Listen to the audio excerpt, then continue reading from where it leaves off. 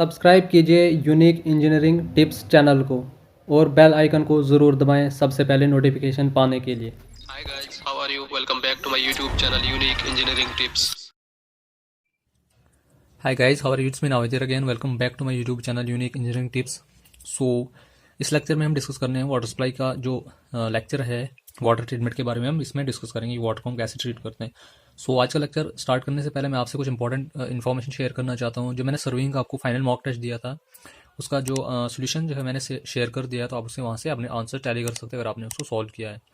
तो सबसे इंपॉर्टेंट बात यह है कि मैंने जो सर्विंग का मॉक टेस्ट प्रिपेयर किया था, जो मैंने फाइनल मॉक टेस्ट उसको आपको दिया था, वो मैंने प्रीवियस ईयर्स के जितने भी पेपर्स हमारे पास हैं उन सब में से जो क्वेश्चंस वगैरह आए थे वो मैंने क्वेश्चंस फाइंड आउट करके वो मैंने उसमें डाले थे। तो उससे बेनिफिट आपको ये होगा कि हमारे पास जो प्रीवियस ईयर्स के क्वेश्चन पेपर्स थे वो भी हमारे पास सॉल्व हो जाएंगे और आपको पेपर का लेवल भी पता लग जाएगा। तो मैक्सिमम स्टूडेंट्स इसमें मैंने आपको ये पहले भी वार्न किया है कि उसमें ये गलती करते हैं कि वो पहले पेपर्स को देख लेते हैं और वहाँ से वो कन्फ्यूजन में चले जाते हैं, उनको पता नहीं लगता कि हमने क्या पढ़ना और क्या नहीं पढ़ना है। तो मेरी सजेशन आप सबको यही है कि अगर आप मेरे चैनल पे नए हैं, अगर आपने मेरी प्रीवियस वीडियोस नहीं देखी है, तो मैं आप सबको यही सजेस्ट करूंगा कि प्रीवियस ईयर पेपर को पहले मत देखो, पहले सिलेबस कंप्लीट करो, उसके बाद पेपर्स के पीछे जाओ। वहाँ से आपको फिर क्लैरिफिकेशन हो जाएगी आपने कितना पढ़ा है और कितना और पढ़ना है। अगर आप पहले ही पेपर्स के लिए जाओगे तो आपको कन्फ्यूजन हो जाएगी, आपको पता नहीं चलेगा मैंने क्या पढ़ना और क्या नहीं पढ़ना है। तो मैं आपको साथ साथ में पर सब्जेक्ट जैसे हमारा कंप्लीट होता जाएगा, हर सब्जेक्ट के लिए फाइनल मॉक टेस्ट दूंगा, उससे आपका सारा रिवीजन भी होता जाएगा और जो वो मॉक टेस्ट में प्रिपेयर करूंगा वो उन प्रीवियस ईयर पेपर से ही प्रिपेयर करूंगा, ताकि आपके प्रीवियस ईयर पेपर्स वाला जो कॉन्सेप्ट है वो भी क्लियर हो जाएगा। यहाँ से आपके डाउट्स वगैरह सारे क्लियर हो जाएंगे, तो आपके पेपर्स भी सॉल्व होते जाएंगे और आपका रिविजन भी होता जाएगा। तो आई होप कि आपको मेरी ये स्ट्रेटेजीज पसंद आई है। तो लेट्स स्टार्ट द वीडियो। आज हम देखते हैं आज का हमारा टॉपिक क्या है। आज का हमारा जो टॉपिक है वो वाटर ट्रीटमेंट के बारे में, कि वाटर को हम ट्रीट कैसे करते हैं, वाटर को ट्रीट हमें क्यों करना पड़ता है। अब देखो, pure water is never found in nature. कभी भी हमारे पास अगर हम देखेंगे नेचर में प्योर वाटर कभी भी हमें डायरेक्टली नहीं मिलता है। It is said to be absolutely free if it contains 2 parts of hydrogen and 1 part of oxygen by volume and nothing more. अब हम वाटर को हम प्योर तभी कह सकते हैं अगर हमारे पास क्या होगा कि ये H2O का बना होगा। अब आपको पता है हाइड्रोजन और ऑक्सीजन मिलती है, कंबाइन होकर ये क्या बनाते हैं, वाटर बनाते हैं। तो इसको हम प्योर तब कह सकते हैं जब इसमें जब 2 पार्ट्स हाइड्रोजन के आएंगे और 1 पार्ट ऑक्सीजन का आएगा। लेकिन ऐसा कभी नहीं होता। जब भी हमारे पास रेन जो है, अब हमारे पास जो बारिश बरसती है तो बारिश जमीन से पहुंचने से पहले वो हमारा इंप्योरिटीज के साथ कंबाइन हो जाती है, जिसमें क्या हो जाती है कि वाटर जो है इम्प्योर हो जाता है। तो इसलिए हम क्या करना पड़ता है कि हम कह नहीं सकते कि हमारे पास डायरेक्टली जो है प्योर वाटर ऑब्टेन होगा। तो इस चीज को हमें वाटर को पहले ट्रीट करना पड़ता है यूज करने से पहले। तो but it contains lots of impurities when it reaches on the surface of earth. जैसे हमारे पास इसमें सिल्ट हो गया, organic and inorganic impurities, bacterias etcetera which are harmful to human health. तो ये इसने ऊपर कह दिया कि प्योर वाटर जो है कभी भी नेचर में पाया नहीं जाता है। अब आजकल की फैक्ट्रीज की वजह से, इंडस्ट्रीज की वजह से, पोल्यूशन की वजह से जो है हमारे पास क्या होता है कि वाटर जो है प्ल्यूट हो जाता है। तो ये क्या हो जाता है कि जमीन से पहुंचने से पहले इसमें क्या हो जाता है कि लॉट्स ऑफ इंप्योरिटीज जो है इसके साथ एसोसिएटेड हो जाती है। वो इंप्योरिटीज ऑर्गेनिक भी हो सकती है, इनऑर्गेनिक भी हो सकती है, कुछ ऐसी गैसेज जो है जो उसके साथ कंबाइन हो जाती है जो हार्मफुल है ह्यूमन हेल्थ के लिए। So the water needs special kind of treatment before it supply to the public. तो जब भी हम पानी को सप्लाई करेंगे पब्लिक के लिए, तो इसको सप्लाई करने से पहले इसको क्या करनी पड़ती है, एक स्पेशल ट्रीटमेंट की जरूरत पड़ती है, तब जाके हम इसको लोगों तक हम इसको सप्लाई कर सकते हैं। अगर हम बगैर ट्रीटमेंट किए हम इसको लोगों तक पहुंचाएंगे तो ये लॉट्स ऑफ डिजीजेस क्रिएट कर सकता है among the people. So that's the main reason why the water need proper treatment. तो ये मेन रीजन है कि पानी को ट्रीटमेंट की जरूरत क्यों होती है। उसके बाद हम देखते हैं कि वाटर ट्रीटमेंट होता क्या है, कि किस किस टाइप की हम ट्रीटमेंट देते हैं, कब कौन सी ट्रीटमेंट देनी है, उसके बारे में हम नीचे डिस्कस करेंगे। The treatment given to the water before supplying it to the public for domestic, industrial and other purposes is called treatment. जो भी हम पानी को ट्रीटमेंट प्रोवाइड करते हैं इसको लोगों तक सप्लाई करने से पहले, अब वो किस किस के लिए पर्पस पानी को हम यूज कर सकते हैं वो हमने इंट्रोडक्शन में पढ़ लिया कि हम पब्लिक डोमेस्टिक पर्पज के लिए, इंडस्ट्रियल पर्पज के लिए और भी बहुत सारे पर्पसेज हैं जिनके लिए हम पानी को यूज करते हैं। तो absolutely pure water is also not good for health because our body needs certain minerals and they are present in water, then we should not remove them. अब देखो, कभी कभी अब ये भी हम देखेंगे कि अगर पूरा का पूरा पानी जो है प्योर होगा तो वो भी हमारी बॉडी के लिए ठीक नहीं है। कुछ ना कुछ लिटिल बिट ऑफ इम्प्योरिटीज उसमें प्रेजेंट होनी चाहिए। अब आप ये सोचोगे कि इम्प्योरिटीज को हम रिमूव कर रहे हैं, कभी आप बोल रहे हो इम्प्योरिटीज रिमूव करने, कभी आप बोल रहे हो प्रेजेंट होनी चाहिए। तो देखो, हमारी बॉडीज को कुछ ऐसी इम्प्योरिटीज की जरूरत होती है जिनको क्या करना पड़ता है, हमारी बॉडी को उन इम्प्योरिटीज की रिक्वायरमेंट्स होती है। अब ये हमें खुद डिसाइड करना है कि कौन सी इम्प्योरिटीज़ जो पानी में प्रेजेंट है जो हमारे लिए हमारी बॉडी के लिए हार्मफुल है और जो हार्मलेस है। तो जो हमारी बॉडी के लिए हार्मफुल है तो उनको हमने रिमूव कर देना, और जो हमारी बॉडीज़ के लिए रिक्वायरमेंट्स है मतलब हार्मलेस हैं तो उन चीज़ों को हमने रिमूव नहीं करना। तो ये डिपेंड करता है कि किस टाइप का वाटर है और किस टाइप की इम्प्योरिटीज़ उसमें हमें रिमूव करनी है और किस टाइप की इम्प्योरिटीज़ को रिमूव नहीं करनी है, वो सिचुएशन पे डिपेंड करता है। तो जो भी हम ट्रीटमेंट पानी को प्रोवाइड करते हैं पब्लिक तक पहुंचाने से पहले, तो उस ट्रीटमेंट को हम कहते हैं वाटर ट्रीटमेंट। अब इंपॉर्टेंस क्या है वाटर ट्रीटमेंट की, क्यों हमें वाटर को ट्रीट करना पड़ता है, ये हमने पहले डिस्कस कर लिया। अब इंपॉर्टेंस ऑफ वाटर ट्रीटमेंट के बारे में हम डिस्कस करेंगे। Water after treatment it becomes portable. Portable का मतलब होता है फिट फॉर ड्रिंकिंग पर्पज के लिए। जब भी हम वाटर को ट्रीट करते हैं तो ये फिट फॉर ड्रिंकिंग पर्पज के लिए फिट हो जाता है। The importance of water treatment is that we get water which is, जब हम वाटर को ट्रीट करते हैं तो वहां से हमें जो पानी मिलता है वो कैसा मिलता है, एक तो टेस्टी होता है, कूल होता है और कलरफुली होता है। उसके बाद जो हमारे पास वाटर को ट्रीट करने के बाद हमें क्या मिलता है, free from bacterias that are harmful to human health. वो बैक्टीरियाज जो ह्यूमन हेल्थ के लिए हार्मफुल हो गए वो इससे रिमूव हो जाते हैं ट्रीटमेंट की वजह से। नॉट कोरेडिंग पाइप्स, अब जिन पाइप्स के जरिए हम इसको डिस्ट्रीब्यूट करते हैं from one place to another place, उन पाइप्स को में ये कोरिजन काज नहीं करेगा। अगर हम पूरा ट्रीटमेंट हम उसको डिस्ट्रीब्यूट करेंगे थ्रू डेट पाइप्स, वो उनको कोरिजन काज कर सकते हैं। फ्री फ्रॉम ऑब्जेक्शनेबल मैटर, अब जो भी ऑब्जेक्शनेबल मैटर है वो भी रिमूव हो जाएंगे ट्रीटमेंट की वजह से। Having dissolved oxygen and free combine कार्बनिक acid so that it may remain fresh. उसके बाद क्या होती है कि इसमें जो डिजॉल्व्ड ऑक्सीजन है वो प्रेजेंट रहती है और फ्री कार्बनिक एसिड, जिसकी वजह से क्या होता है पानी फ्रेश रहता है। अगर हम पानी को ट्रीट नहीं करेंगे तो ये सब चीज़ें उसमें नहीं आ सकती हैं, वो हमारे लिए लॉट्स ऑफ प्रॉब्लम्स क्रिएट कर सकता है for both human beings and animals. तो दोनों के लिए जो है वो प्रॉब्लम काज कर सकता है, डिजीज क्रिएट कर सकता है, टेस्टी नहीं होगा, कलर ऑर्डर होगी, उसमें स्मेल वगैरह आएगी, और उसमें क्या हो जाएगा आयरन, मतलब बहुत सारे इम्प्योरिटीज प्रेजेंट रहेगी जो ह्यूमन हेल्थ के लिए जो है इफेक्ट कॉज कर सकती है ह्यूमन हेल्थ को। सो ये मेन इंपॉर्टेंस थी वाटर ट्रीटमेंट की। अब हम देखते हैं कि कितनी टाइप्स की मेन इंप्योरिटीज जो वाटर में प्रेजेंट होती है, फिर इन इंप्योरिटीज को हम कैसे कैसे रिमूव करते हैं। तो जो मेन इंप्योरिटीज वाटर में प्रेजेंट होती है वो 3 टाइप्स की इंप्योरिटीज होती है, सस्पेंडेड इंप्योरिटीज, कोलाइडल इंप्योरिटीज और डिसॉल्व्ड इंप्योरिटीज। अब हम 1 बाय 1 तीनों के बारे में डिस्कस करते हैं। सस्पेंडेड इंप्योरिटीज कौन सी इंप्योरिटीज होती है, जो भी सॉलिड पार्टिकल प्रेजेंट होते हैं which are disposed in water are called suspended impurities. आप सिंपल एग्जांपल ले लो, अगर मैं पानी को और सैंड को आपस में मिक्स करवा दूंगा तो सैंड जो है क्लियरली दिखेगी, पानी जो है सेपरेट हो जाएगा। सैंड जो है क्योंकि हैवियर देन वाटर है तो वो सेटल डाउन हो जाएगी at the bottom of the container. तो उससे क्या हो जाएगा कि अब ये एग्जांपल है सस्पेंडेड इंप्योरिटीज की, सैंड का पानी में चले जाना या सिल्ट वगैरह है जो विजिबल है, जिसको हम नेक्ड आई से देख सकते हैं। तो जिन भी इंप्योरिटीज को हम नेक्ड आई से देख सकते हैं वो सस्पेंडेड इंप्योरिटीज की एग्जांपल है। दीज आर लार्ज, अब ये क्या होती है, वो इंप्योरिटीज लार्ज होती है and can be removed by filtration. इनको हम क्या कर सकते हैं, फिल्ट्रेशन के जरिए जो है उन इंप्योरिटीज को रिमूव कर सकते हैं, फिल्टर वगैरह करके या सेडिमेंट के थ्रू जो है इन इंप्योरिटीज को रिमूव कर सकते हैं। They exist in finally divided condition, ये क्या होती है फाइनली डिवाइडेड कंडीशन में प्रेजेंट होती है। अब कॉमन एग्जांपल जो हमारे पास सस्पेंडेड इंप्योरिटीज की है, मैंने आपको पहले ही बता दिया, सिल्ट, सैंड के लिए bacteria, algae, protozoa, fungi, mineral matter वगैरह, ये कॉमन एग्जांपल है किसकी, सस्पेंडेड इंप्योरिटीज की। ये इसका मोस्ट इंपॉर्टेंट पॉइंट है कि ये macroscopic and they cause turbidity in water. अब मैक्रोस्कोपिक और माइक्रोस्कोपिक में क्या फर्क होता है, मैंने आपको ऑलरेडी बोल दिया। मैक्रोस्कोपिक का मतलब होता है कि जिन चीजों को हम नेक्ड आई से देख सकते हैं उनको हम कहते हैं मैक्रोस्कोपिक, और माइक्रोस्कोपिक का मतलब होता है जिनको हम नेक्ड आई से देख नहीं सकते हैं, उनको हमें देखने के लिए माइक्रोस्कोप की जरूरत होती है। तो ये सस्पेंडेड इंप्योरिटीज मैंने आपको ऑलरेडी बता दिया कि एग्जाम्पल दी, जैसे मैंने अगर हम सिल्ट और वाटर को कंबाइन करेंगे तो सिल्ट हमें क्लियरली दिखेगी और वाटर हमें सेपरेट दिखेगा।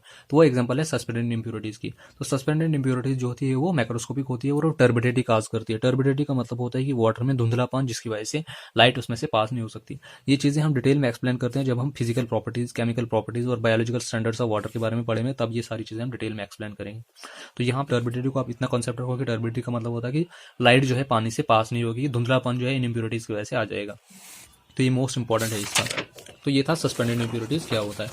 उसके बाद नेक्स्ट इसमें जाता है कोलाइडल इंप्योरिटीज। अब कोलाइडल इंप्योरिटीज कैसी इंप्योरिटीज हैं, कोलाइडल इंप्योरिटीज जो है हमारे पास क्या होती है कि impurities that are not visible to naked eye. Simple, जो इंप्योरिटीज जिनको हम नेक्ड आई से देख नहीं सकते उनको हम कहते हैं कोलाइडल इंप्योरिटीज कहते हैं। अब कौन सी इंप्योरिटीज हम नेक्ड आई से देख नहीं सकते वो हम नीचे डिस्कस करेंगे। It can not be removed by ordinary filtration. अब इनको हम ऑर्डिनरी फिल्ट्रेशन या सेडिमेंटेशन मेथड से भी इन इंप्योरिटीज को रिमूव नहीं कर सकते हैं। This impurities remain in continuous moment as they are electrically charged due to the presence of adsorbed ions. Due to this reason the particles don't settle and their removal becomes difficult. तो इसकी वजह से क्या होता है कि अब ये कोलाइडल इंप्योरिटीज जो होता है ये कंटिन्यूअस मोमेंट में रहते हैं। अब कंटिन्यूअस मोमेंट में क्यों रहते हैं, क्योंकि जो है इनमें एब्जॉर्ब्ड आयन जो है प्रेजेंट होता है, उसकी वजह से जो है क्या होता है कि अगर ये कंटिन्यूअस मोमेंट में रहेंगे तो इनको सेटल डाउन करवाना, इनको रिमूव करना थोड़ा डिफिकल्ट हो जाता है। तो ऑर्डिनरी मेथड या जैसे हमारे पास फिल्ट्रेशन सेडिमेंटेशन से इनको हम रिमूव नहीं कर सकते हैं। सबसे मोस्ट इंपॉर्टेंट इसमें यह है कि they become the cheap source of epidemic which are associated to bacterias. Epidemic का मतलब होता है कोई ऐसी डिजीज जो नंबर ऑफ लोगों को सेम डिजीज हो गया। अभी आप कोरोना वायरस की एग्जांपल ले लो, ये भी एक एपिडेमिक है, क्योंकि एक ही काइंड की डिजीज जो है बहुत सारे लोगों को कहते हैं, तो ऐसे डिजीज को हम क्या कहते हैं, एपिडेमिक कहते हैं। तो ये कोलाइडल इंप्योरिटीज जो है चीप सोर्स ऑफ एपिडेमिक हो जाता है। अगर हमारे पास पानी में कुछ कोलाइडल इंप्योरिटीज प्रेजेंट है तो वो एपिडेमिक काज कर सकती है किसी भी एरिया है जिस एरिया में हम उस पानी को यूज कर रहे हैं। तो ये बहुत इंपॉर्टेंट पॉइंट है इसका। तो जो इनमें कोलाइडल इंप्योरिटीज का साइज जो है वो कहाँ से कहाँ तक वेरी करता है, जनरली लेस देन 1 माइक्रोन। अगर हम देखेंगे 10⁻³ mm से 10⁻6 mm तक इसका पार्टिकल साइज जो है वेरी करता रहता है। ये भी इंपॉर्टेंट पॉइंट है इसका। तो ये थी दूसरी काइंड ऑफ इंप्योरिटीज जो पानी में प्रेजेंट होती है। अब तीसरी इंप्योरिटी जो पानी में प्रेजेंट होती है हमारे पास आती है डिसॉल्व्ड इंप्योरिटीज। अब डिसॉल्व्ड इंप्योरिटीज का मतलब क्या होता है कि when water moves over soil और rock some of the impurities gets associated with it, they may contain organic and inorganic salts and gases. जब पानी, अब देखो पानी जो है जमीन के ऊपर बहता है, मिट्टी के ऊपर बहता है, रॉक्स के ऊपर बहता है, तो जिस सरफेस के ऊपर वो बह रहा होता है तो कभी कभी क्या होता है कि उसके साथ जो इंप्योरिटीज जो है जिसके वो कॉन्टेक्ट में आके वो जो है आएगा, उसी की वो इंप्योरिटीज के साथ वो अपने आप साथ उसको क्या कर देता है, एसोसिएट कर देता है। तो उन टाइप्स की इंप्योरिटीज को हम क्या कहते हैं, डिसॉल्व्ड इंप्योरिटी, जो उसके साथ केमिकली कंबाइंड होंगी। अब डिसॉल्व्ड इंप्योरिटीज हमारे पास 4 टाइप्स की होती है। ये सॉल्ट्स की फॉर्म में भी हो सकते हैं, मेटल्स की फॉर्म में हो सकते हैं, गैसेस की फॉर्म में हो सकते हैं, या वेजिटेबल एंड एनिमल मैटर की फॉर्म में हो सकते हैं। अब सॉल्ट्स इसमें क्या क्या हो सकते हैं, कैल्शियम सॉल्ट हो सकता है, मैग्नीशियम हो सकता है, carbonates, bicarbonates, chloride, sulphides etcetera. Metals में हमारे पास आयरन हो सकता है, लेड हो सकता है, मैंगनीज वगैरह हो सकता है एटसेट्रा। कभी कभी आपने देखा होगा कि जब हम पानी देखते हैं, पानी का जो अलग ही कुछ टेस्ट होता है, हम बोलते हैं कि आयरन प्रेजेंट है पानी में, तो ये मेटल भी प्रेजेंट हो सकते हैं। ये भी एक टाइप की इंप्योरिटीज ही पानी में। गैसेज इसमें ऑक्सीजन हो सकती है, क्लोरीन हो सकती है, एक्सेस डिमांड में जब हो जाएंगी एमोनिया वगैरह, तो ये गैसेज इंप्योरिटीज हैं। वेजिटेबल एंड ऑर्गेनिक मैटर भी इसमें प्रेजेंट हो सकता है। तो ये थी मेन 3 टाइप की इंप्योरिटीज जो पानी में प्रेजेंट हो सकती है, सस्पेंडेड, कोलाइडल और डिसॉल्व्ड। तीनों में मैंने आपको डिफरेंस बता दिया कि इसमें क्या डिफरेंस है। अब उसके बाद हम देखेंगे नेक्स्ट इसमें इन इंप्योरिटीज का इफेक्ट्स क्या क्या है, किस इंप्योरिटीज का क्या इफेक्ट है पानी पे। ये बहुत इंपॉर्टेंट टेबल है एग्जामिनेशन पॉइंट ऑफ व्यू से, बहुत ही इंपॉर्टेंट पॉइंट है ये एग्जामिनेशन पॉइंट ऑफ व्यू से, इफेक्ट्स ऑफ इंप्योरिटीज। अब मैंने इतनी नंबर ऑफ इंप्योरिटीज हमने पीछे पढ़ी, सस्पेंडेड, कोलाइडल, डिसॉल्व्ड। अब हम देखेंगे किस इंप्योरिटीज का क्या इफेक्ट पड़ता है पानी पे। अब देखो, अगर हमारे पास इंप्योरिटीज सस्पेंडेड है, सस्पेंडेड इंप्योरिटीज में जैसे हमने डिस्कस किया था, बैक्टीरिया हो सकती है, algae, fungi, protozoa, silt clay etcetera. ये क्या करती है, ये टर्बिडिटी काज करती है, ये हमने पीछे भी पढ़ा। ये या तो डिजीज काज कर सकती है या फिर कलर, ऑर्डर, टर्बिडिटी वगैरह काज कर सकती है अगर ये प्रेजेंट होंगी पानी में। दूसरी, अगर हमारे पास कोलाइडल इंप्योरिटीज प्रेजेंट होंगी तो कोलाइडल इंप्योरिटीज जो इसका मेन जो है इसका काज है, ये कर सकता है कि एपिडेमिक कॉज कर सकता है इसमें पानी में, इफ एसोसिएटेड विद ऑर्गेनिक और if associated with organic matter having bacterias. ये क्या कॉज कर सकती है, ये इफेक्ट्स इसके क्या क्या है, इम्पोर्ट कलर टू वाटर, ये पानी को कलर इम्पोर्ट करती है, इसका कलर्ड वाटर देती है हमें, become cheap source of epidemic. ये मोस्ट इंपॉर्टेंट पॉइंट है, मैं आपको फिर से बोल रहा हूँ कि बार बार बोल रहा हूँ, बहुत ही इंपॉर्टेंट पॉइंट है इसका कोलाइडल इंप्योरिटीज का, it becomes cheap source of epidemic. उसके बाद तीसरी इंप्योरिटीज, अगर डिसॉल्व्ड इंप्योरिटीज प्रेजेंट होगी तो वो क्या क्या इफेक्ट्स कॉज कर सकता है पानी में। इफ अब डिसॉल्व्ड इंप्योरिटीज 4 थे हमारे पास, साल्ट था, मेटल्स था, गैसेज और वेजिटेबल एंड ऑर्गेनिक मैटर। अब 1 बाय 1 हम देखेंगे। अगर हमारे पास साल्ट्स होंगे, साल्ट्स में अगर कैल्शियम और मैग्नीशियम होगा तो वो क्या कर सकता है, हार्डनेस, एल्कलिनिटी, कोरेजन ऑफ बॉयलर्स वगैरह काज कर सकता है। अगर सोडियम कार्बोनेट, क्लोराइड्स, फ्लोराइड्स वगैरह होंगे, इसमें क्या होता है कि ये सॉफ्टनिंग, ये एल्कलिनिटी को सॉफ्ट वगैरह कर देता है। अब देखो क्लोराइड्स, ये फ्लोराइड्स की कंसंट्रेशन जो है हमारे पास डिस्कलरिंग ऑफ टीथ या डेंटल कैविटीज वगैरह आता है, वो इसकी वजह से आता है, फ्लोराइड की कंसंट्रेशन की वजह से आता है। अगर ये लेस देन इसकी जो वैल्यू होनी चाहिए हमारे पास 1.1 से 1.5 ppm, ppm का मतलब होता है पार्ट्स पर मिलियन, फ्लोराइड की कंसंट्रेशन है। अगर लेस देन 1 होगा तो ये डेंटल कैविटीज काज कर सकता है, अगर उससे 1.5 से ज्यादा होगा तो ये डिस्कलरिंग ऑफ टीथ काज करता है। तो ये इसकी रेंज जो है इसके बीच में ही होनी चाहिए। उसके बाद आयरन, अगर मेटल्स में पहला देखा, अगर आयरन प्रेजेंट होगा तो वो टेस्ट काज कर सकता है, रेड कलर काज कर सकता है वो पानी में। मैंगनीज होगा वो भी टेस्ट काज कर सकता है, लेकिन कलर कौन सा देगा, वो ब्राउन कलर देगा। लेड प्रेजेंट होगा तो वो लेड पॉइजनिंग वगैरह एटसेट्रा ये काज कर सकता है। उसके बाद अगर ये गैसेज प्रेजेंट होंगी, ऑक्सीजन क्या काज कर सकता है, वो मेटल को कोरिजन काज कर सकता है। क्लोरीन जो है routine eggs order, routine eggs का मतलब होता है सड़े हुए अंडे जैसे स्मेल देते हैं, वैसे जो है क्लोरीन देता है अगर हम उसको एक्सेस में डाल देंगे या एक्सेस में ये वाटर में प्रेजेंट होगा। एसिडिटी वगैरह काज कर सकता है। अगर एमोनिया जो प्रेजेंट होगा पानी में एक्सेस क्वांटिटी में, ये टेस्ट, ऑर्डर वगैरह काज कर सकता है। उसके बाद लास्ट आ गया हमारे पास, अगर वेजिटेबल एंड एनिमल मैटर होगा तो वो क्या क्या काज कर सकता है, nitrogen and free ammonia, diseases producing bacterias वगैरह एटसेट्रा काज कर सकता है। ये है इसकी, ये मैंने आपको, सो ये टेबल जो है बहुत इंपॉर्टेंट टेबल है। फिर से मैं आपको बोल रहा हूँ एग्जामिनेशन पॉइंट ऑफ व्यू से इसमें क्वेश्चन आने के काफी ज्यादा चांसेस है कि किस टाइप की इंप्योरिटीज से क्या इफेक्ट पड़ सकता है पानी में अगर वो एक्सेस क्वांटिटी में होगा, तो वो मैंने आपको इसमें डिटेल में बता दिया है। उसके बाद नेक्स्ट हम देखते हैं ट्रीटमेंट यूनिट्स। अब ट्रीटमेंट यूनिट्स, अब हम पानी को ट्रीट कैसे कैसे करते हैं, किन किन मेथड से क्या क्या प्रोसेस लगा के हम पानी को ट्रीट करते हैं। अब हम सबसे पहले देखते हैं कि ट्रीटमेंट यूनिट्स होता क्या है। The units are plants located purpose of removing the impurities of raw water. So raw water हम किसको कहते हैं, इम्प्योर वाटर, जिसमें इम्प्योरिटीज प्रेजेंट होगी, जिस वाटर को हमें ट्रीटमेंट की जरूरत होगी बिफोर यूज करने से पहले, तो उसको हम रॉ वाटर कहते हैं। तो जो भी यूनिट्स हैं, जो भी प्लांट्स हम क्या करते हैं, रॉ वाटर को ट्रीट करते हैं, ट्रीट करने के लिए उसको यूज करते हैं before supplying to the public, that plants is known as treatment units are treatment plants, उसको हम कहते हैं ट्रीटमेंट प्लांट्स।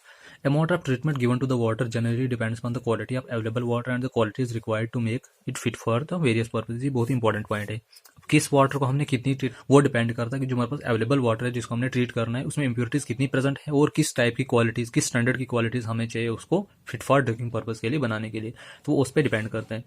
अब हम देखते हैं कितने मेथड से हम पानी को ट्रीट करते हैं या किन किन प्रोसेस हम क्या करते हैं पानी को ट्रीट कर सकते हैं।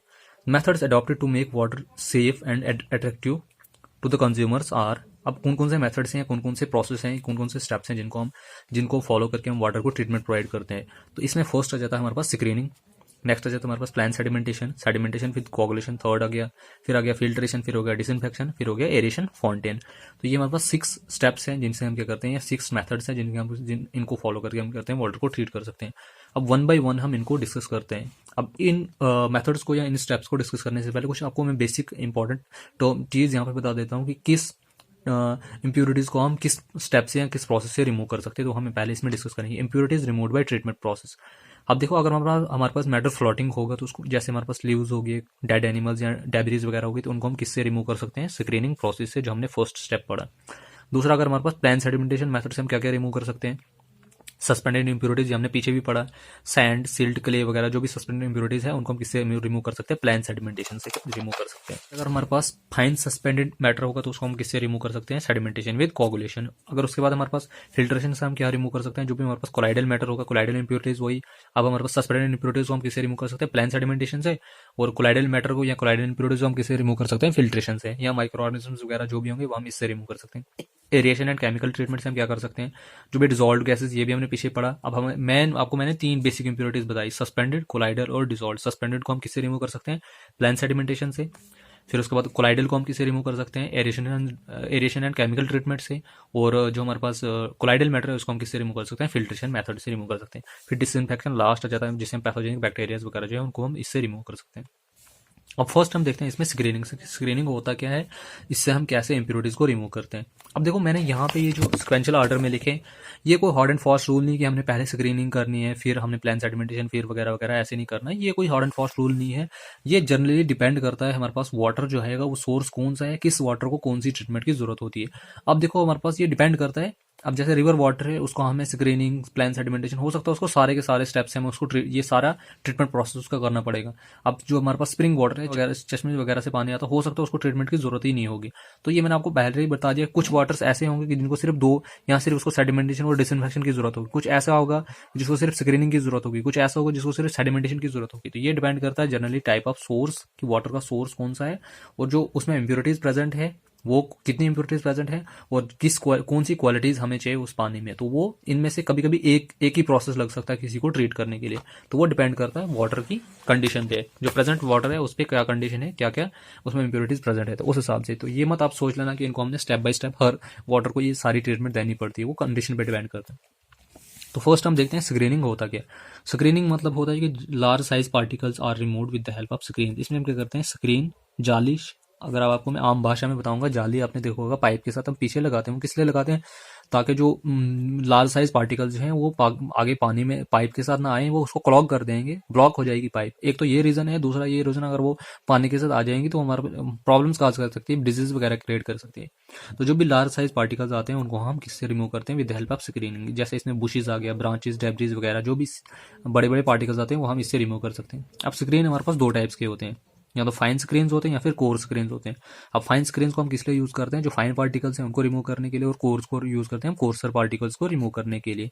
अब उसके बाद हम इनको कितने डिग्री के एंगल पे हम रखते हैं, screens are kept at an inclination of 45 से लेकर 60 डिग्री के बीच में हम इनको इंक्लाइंड रखते हैं। अगर देखो यहाँ से अगर पानी आ रहा है यहाँ से, तो इनको हम क्या करते हैं, या तो 45 डिग्री या 60 डिग्री पे रखते हैं।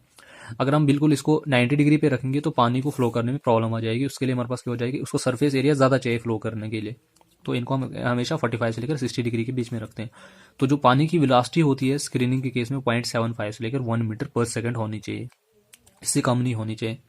जो डेब्रीज है उनको हम क्या कर सकते हैं, रिमूव कर, इनको हमें टाइम टू टाइम रिमूव करना पड़ता है। मतलब जो भी पाइप के साथ जो हम स्क्रीनिंग जो जाली रखेंगे उसके साथ जो इम्प्योरिटीज वहाँ पे जमा हो जाएंगी उनको हमें रिमूव करना पड़ता है, नहीं तो वो जब वो वहाँ काफ़ी ज़्यादा हो जाएंगी तो वो पानी को आगे जो है फ्लो करने में प्रॉब्लम करेंगी। तो अगर हमारे पास यूनिट स्मॉल होंगे तो उनको हम मैनुअली रिमूव कर सकते हैं, अगर हमारे पास लार्ज यूनिट्स होंगे तो उनको हम मैकेनिकली रिमूव कर सकते हैं। तो ये बेसिक कॉन्सेप्ट है स्क्रीनिंग का। मैं यहाँ पे आपको सिर्फ इन स्टेप्स के बारे में जो इनके मेन पॉइंट्स है और जो एग्जामिनेशन पॉइंट ऑफ व्यू से पॉइंट है सिर्फ उनको ही बता सकता हूँ, बाकी डिटेल में हम इन चीज़ों को नहीं पढ़ सकते अभी। उसके बाद नेक्स्ट प्रोसेस जाता है sedimentation, plan sedimentation. Plan sedimentation हम टैंक्स बनाते हैं, टैंक्स में हम क्या करते हैं, पानी को स्टेशनरी करते हैं। जो इम्प्योरिटीज फाइन सस्पेंडेड ये जो सस्पेंडेड इम्प्योरिटीज है उनको हम वहां से रिमूव करते हैं। Sedimentation tanks are prepare to settle down the suspended impurities etcetera. अब जैसे मैंने आपको सील्ड क्ले वगैरह की एग्जांपल दी, तो उसमें क्या होता है कि जब वो पानी के साथ मिक्स होती हैं तो वो क्या करते हैं, जब उसको हम स्टेशनरी रखेंगे किसी टैंक या कंटेनर में रखेंगे तो वो खुद जो है कुछ टाइम के बाद जो है बॉटम में सेटल डाउन हो जाएंगे। तो इस टाइप की इम्प्योरिटीज को हम किससे रिमूव कर सकते हैं, प्लान सेडिमेंटेशन मेथड से रिमूव करते हैं जनरली। अब ये प्लान सेडिमेंटेशन किसके लिए सूटेबल है, high concentration of suspended impurities. तो जिसमें high concentration of suspended matter होगा वहां के लिए हमारे पास क्या होगा कि ये प्लान सेडिमेंटेशन मेथड जो है सूटेबल है। अगर हमारे पास लो कंसंट्रेशन के लिए लो कंसंट्रेशन जो होगी सस्पेंडेड मैटर की, तो वहां पे जो ये थोड़ा डिफिकल्ट हो जाता है इस मेथड को ये यूज करने के लिए। Settled impurities are removed from time to time. Same वही मैंने आपको बताया, जैसे स्क्रीनिंग के केस में जो भी डेब्रीज वगैरह कलेक्ट होती थी मैश के साथ, तो उसको हमें टाइम टू टाइम रिमूव करना पड़ता है। तो वैसे ही हमें यहाँ पे भी इसको क्या करना पड़ता है, टाइम टू टाइम उन इम्प्योरिटीज को रिमूव करना पड़ता है। अब वो मैंने आपको पहले ही बता दिया, अगर हमारे पास टैंक ज़्यादा बड़ा होगा तो उसको हम मैकेनिकली करेंगे और छोटा सा होगा तो उसको मैनुअली भी कर सकते हैं। Rate of settling of particles. अब जो पार्टिकल्स हैं उनकी रेट ऑफ सेटलिंग, मतलब किस रेट से वो सेटल डाउन हो जाएंगे बॉटम में, वो फॉलोइंग पॉइंट्स पे डिपेंड करता है। लेंथ ऑफ टैंक, अगर ज़्यादा बड़ा टैंक होगा, लेंथ उसकी ज़्यादा होगी तो पानी को जो है ज़्यादा टाइम वहाँ पे रुकने का टाइम मिलेगा, तो उससे क्या इम्प्योरिटीज जो है ज़्यादा सेटल हो जाएंगी। विस्कोसिटी कैसी है पानी की, डेंसिटी क्या है पानी की, shape, size and specific gravity क्या पार्टिकल्स की, जिन पार्टिकल्स को हम सेटल डाउन करवाना चाहते हैं या रिमूव करना चाहते हैं। अब जो भी सिल्ट पार्टिकल्स हैं, क्ले पार्टिकल्स हैं, उनकी स्पेसिफिक ग्रेविटी क्या है, साइज क्या है, उनकी शेप क्या है, ये उस पर भी डिपेंड करता है। टेम्परेचर पे भी डिपेंड करता है। टेम्परेचर एक मोस्ट इंपॉर्टेंट पॉइंट है। देखो हाई टेम्परेचर पे क्या होता है कि विस्कोसिटी जो है वो क्या होती है, लव होती है, और लो टेम्परेचर पे विस्कोसिटी जो पानी की वो क्या होती है, हाई होती है। तो ये विस्कोसिटी और टेम्परेचर जो है आपस में इन्वर्सली प्रोपोर्शनल है। जब टेम्परेचर हाई होगा विस्कोसिटी को लव होगी, और जब टेम्परेचर लव होगा विस्कोसिटी हाई होगी। तो हाई टेम्परेचर में क्या होगा कि उनको जो है सेटल डाउन करने में इजी हो जाता है पार्टिकल्स को। और डिटेंशन टाइम सबसे मोस्ट इंपॉर्टेंट ये है कि डिटेंशन टाइम। डिटेंशन टाइम का मतलब होता है कि हम पानी को जो हम टैंक में वो कितने टाइम के लिए उसको टैंक में रुका रहे हैं। जितने ज़्यादा टाइम के लिए रखेंगे तो ऑब्वियसली जो है ज़्यादा वो सस्पेंडेड मैटर जो है वो सेटल डाउन हो जाएगा। अगर हम कम टाइम के लिए उसको रुकाएंगे वहाँ पे तो वो क्या हो जाएगा, कम टाइम जो है उसको लगेगा, वहाँ पे कम इम्प्योरिटीज सेटल डाउन हो जाएंगी टैंक में। तो उसके बाद जो है आप देखें सेडिमेंटेशन, प्लान सेडिमेंटेशन मेथड से क्या होता है कि कितने परसेंट इम्प्योरिटीज जो है, कितनी इम्प्योरिटीज कितने परसेंट रिमूव होगी। अगर हमारे पास जो ओवरऑल इम्प्योरिटीज जो है इससे 60 से 70% रिमूव होती है। बैक्टीरिया इससे कितने रिमूव होते हैं, 75% इसमें रिमूव होते हैं। सस्पेंडेड इम्प्योरिटीज जो होता है 60% इसमें जो सस्पेंडेड मैटर रिमूव हो सकता है। डिटेंशन टाइम ये मोस्ट इंपॉर्टेंट पॉइंट है एग्जामिनेशन पॉइंट ऑफ व्यू से, कि इसमें हम कितने टाइम के लिए पानी को स्टोर रखते हैं। 6 से 8 घंटे तक इसको हम पानी को इसमें स्टोर रखते हैं। अब साइज ऑफ टैंक हमारे पास इसमें कितना होना चाहिए, वो जो विड्थ होनी चाहिए सेडिमेंटेशन टैंक की वो कितनी होनी चाहिए, 10 से 12 मीटर के बीच में इसकी विड्थ होनी चाहिए। और लेंथ जो होनी चाहिए 3 से 4 गुना, इसकी विड्थ की 3 से 4 गुना होनी चाहिए। मतलब अगर हम देखेंगे लेटेड भी 10, अगर 10 हमारे पास विड्थ है तो इसको 3 से 4 गुना हमारे पास क्या होनी चाहिए, इसकी लेंथ होनी चाहिए सेडिमेंटेशन टैंक की। वेलोसिटी जो यहाँ पे पानी की होनी चाहिए वो कितनी होनी चाहिए, 5 सेंटीमीटर से लेकर 30 सेंटीमीटर पर मिनट। और इस पर जो स्लोप होना चाहिए बॉटम में, जो हम सेडिमेंटेशन टैंक के बॉटम में स्लोप प्रोवाइड करेंगे 2:100 होना चाहिए। अगर हम 100 मीटर जो है स्ट्रेट जा रहे हैं तो 2 मीटर इसमें क्या हमें जाना पड़ेगा, वर्टिकल डाउनफॉल होना चाहिए, ताकि जो हमारे पास डेब्रीज वगैरह जो सस्पेंडेड मैटर है उनको हम इजिली रिमूव कर सकते हैं। उसके बाद थर्ड इसमें आ जाता है सेडिमेंटेशन विद कोगुलेशन, कि हम पानी को सेडिमेंट भी कर रहे हैं, सेडिमेंट भी कर रहे हैं और साथ में उसमें कोगुलेंट्स भी ऐड करते हैं। कोगुलेंट्स का मतलब होता है कुछ केमिकल्स ऐड करते हैं जो उन इम्प्योरिटीज़ को क्या करता है, एकमुलेट कर देता है। एकमुलेट का मतलब होता है इकट्ठा कर देता है, फिर उनको सेटल डाउन करने में आसानी हो जाती है। अब देखो 5-6 इम्प्योरिटीज़ अगर कंबाइन होंगी तो वो क्या करते हैं कि उनका वेट इंक्रीज हो जाएगा, तो वो आराम से सेटल डाउन हो जाएंगी। तो दिस मेथड इसको हम कब करते हैं, use to remove fine suspended impurities. अब जो हमारे पास सेडिमेंटेशन, प्लान सेडिमेंटेशन था, उसको हम सिर्फ सस्पेंडेड इम्प्योरिटीज को रिमूव करने के लिए यूज करते हैं, लेकिन इसमें क्या करते हैं, फाइन सस्पेंडेड इम्प्योरिटीज रिमूव करते हैं, जो उससे भी फाइनर पार्टिकल्स होंगे उनको रिमूव करने के लिए इस मेथड को हम यूज करते हैं। Certain chemicals are added to remove these impurities. अब कुछ केमिकल्स इसमें ऐड करते हैं, जैसे मोस्ट कॉमन जो हम इसमें यूज करते हैं अलम है, फेरस सल्फेट वगैरह इसमें हम यूज करते हैं। अब वो किस लिए करते हैं, देखो सिल्ट पार्टिकल को अगर हम देखेंगे एवरेज 10 घंटे चाहिए 3 मीटर डीप टैंक में सेटल डाउन होने के लिए, 10 घंटे। और वहाँ पे अगर हम क्ले को देखेंगे, क्ले को 5 दिन चाहिए सेटलिंग के लिए। तो अगर इतने टाइम के लिए अगर हम पानी को सिर्फ सेडिमेंटेशन टैंक में ही रखेंगे तो वो आगे फिर उसको डिस्ट्रीब्यूट कब करना है, इतना टाइम अगर हम इसमें ट्रीटमेंट में ही लगा देंगे। तो इस चीज़ को हम क्या करना है, रैपिडली करने के लिए कुछ केमिकल्स वगैरह ऐड कर देते हैं, जो क्या करते हैं इन पार्टिकल्स को एक्यूमुलेट, इकट्ठा कर देते हैं, कंबाइन कर देते हैं, फिर वो क्या करते हैं जल्दी सेटल डाउन हो जाते हैं। अब 5-6 पार्टिकल्स, अगर 10-12 पार्टिकल्स वो कंबाइन हो जाएंगे तो उनका वेट इंक्रीज हो जाएगा, तो ऑब्वियसली जो है वो सेटल डाउन हो जाएंगे at the bottom of the tank. तो इस चीज़ को क्या करने के लिए हम क्या करते हैं, कोगुलेंट्स ऐड करते हैं। तो कोगुलेंट्स का मतलब होता है जो भी हम केमिकल्स वगैरह ऐड करते हैं इनको जल्दी रिमूव करने के लिए। They are added only when turbidity exceeds, ये मोस्ट इंपॉर्टेंट पॉइंट है कि इसको हम तब यूज करते हैं, कोगुलेंट्स वगैरह तब हम यूज करते हैं जब पानी की टर्बिडिटी जो है 45 ppm से एक्सीड हो जाएगी। 45 ppm का मतलब होता है पार्ट्स पर मिलियन। तो मैंने आपको ऑलरेडी बता दिया टर्बिडिटी वगैरह जो हम फिजिकल स्टैंडर्ड्स वाटर के पढ़ेंगे वहाँ पे इनको डिटेल से जो है पढ़ेंगे। बैक्टीरिया, अब देखते हैं कितने % बैक्टीरिया यहाँ से रिमूव होते हैं। अब देखो वो जो प्लान सेडिमेंटेशन जो था वो 75% बैक्टीरिया रिमूव करता था, लेकिन ये सिर्फ 65% ही बैक्टीरिया को रिमूव कर सकते हैं। बी कुली इंडेक्स रिमूव्ड, बी कुली बैक्टीरियाज, ई कुली बैक्टीरियाज, ये भी हम बायोलॉजिकल स्टैंडर्ड्स में पढ़ेंगे। तो बी कुली इंडेक्स कितना रिमूव होता है इसमें, 70% इसमें रिमूव होता है। उसके बाद हम नेक्स्ट देखेंगे कोगुलेंट्स जो है को कौन सा कोगुलेंट हमें कब यूज करना है, और जब पीएच वैल्यू वाटर की इतनी होगी, इस रेंज में होगी, तब हम कौन सा कोगुलेंट हम यूज करते हैं। ये इंपॉर्टेंट पॉइंट है एग्जामिनेशन पॉइंट ऑफ व्यू से, बहुत इंपॉर्टेंट पॉइंट है ये। अब देखो हमारे पास अगर पीएच वैल्यू जो है 5 से लेकर 8 के बीच में होगी पानी की, तब हम उसके लिए हम सोडियम एल्यूमिनेट यूज करेंगे। अगर 5.5 से लेकर 11 के बीच में होगी तब हम उसको फेरिक सल्फेट यूज करेंगे एज ए कोगुलेंट। अगर हमारे पास 5.5 से 8 के बीच में होगी तब हमारे पास क्या करेंगे, एल्युमिनियम सल्फेट को एज ए कोगुलेंट हम यूज करेंगे। अगर हमारे पास 5.5 से लेकर 11 के बीच में होगी तब इसको हम फेरिक सल्फेट यूज करेंगे एज ए कोगुलेंट, मतलब जो भी इम्प्योरिटीज है उनको रिमूव करने के लिए। तो ये डिपेंड करता है पीएच वैल्यू ऑफ वाटर पे। तभी मैं बोल रहा हूँ ये इंपॉर्टेंट पॉइंट है, किस केस में हम करते हैं, कौन सा कोगुलेंट हम यूज करते हैं। अगर हमारे पास 8.5 से लेकर 11 के बीच में, तब हम उसको क्या करते हैं, फेरिक सल्फेट यूज करते हैं। अब हम तो बाकी जो रिमेनिंग मेथड्स हैं वो नेक्स्ट लेक्चर में डिस्कस करेंगे। तो आई होप आपको यहाँ तक ये चीज़ क्लियर होगी। Thanks for watching unique engineering tips. अगर आपको हमारी ये वीडियो पसंद आई होगी तो वीडियो को लाइक कीजिए, शेयर कीजिए, कमेंट कीजिए और चैनल को सब्सक्राइब करना ना भूलें। और प्लीज़ बेल आइकन ज़रूर दबाएं ताकि जब भी मैं नई वीडियो अपलोड करूं तो आप तक सबसे पहले नोटिफिकेशन पहुंचे। और प्रीवियस वीडियो जितनी मैंने अपलोड की है उनकी जो PDFs हैं वो डिस्क्रिप्शन में अवेलेबल हैं, तो आप वहाँ से उनको डाउनलोड कर सकते हैं। Thank you so much.